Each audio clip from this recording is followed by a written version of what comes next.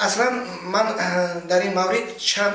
نقطه نظری خود را گفتنی هستم و با چند من چیزها تاکید کردنی هستم و میخوام درباره از شخصیت خودی همین سید یونس من چند سخن گویم. اصلا او اکثرا وقت بر ضد حکومت تاجیکستان، بر ضد ملت ما، بر ضد دولت ما، بر ضد دین و آیین ما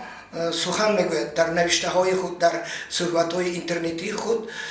و ما میدانیم که او مقیم جمهوری اسلامی ایران است. او یکی از همین پیروان حزب تروریستی، حزب ممنوعی نهضت اسلام است و یکی از دمروانی سرور این حزب ممنوع کبیری می باشد.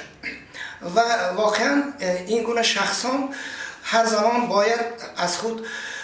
سر و صدای برارند، زیرا خواجگان آنها محض برای همین با آنها مبلغ میدهند، پول میدهند،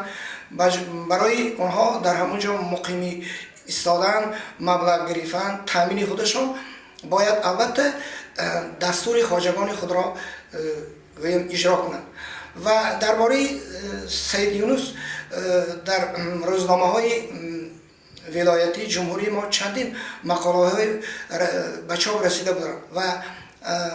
گوییم وی که اصلا زاده استرابشن است و به خود تخلص استرابشنی را قبول کرده بود، مردم سربلند استرابشن حتی به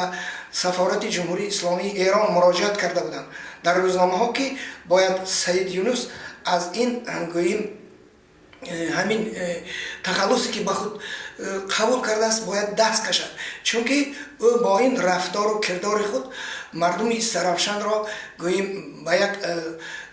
چی آورده است، حالت ناگوار است آورده است و مردم استرابشن هرگز این گونه فرزندان ناخلف، وطن فروش، دین فروش، مذهب فروش را نمی بخشند و اونها هیچ وقت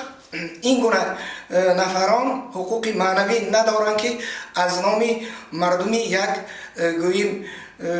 سرزمین، از نام مردمی یک ولایت یا جمهوری سخن گویند، حالا که اونها یک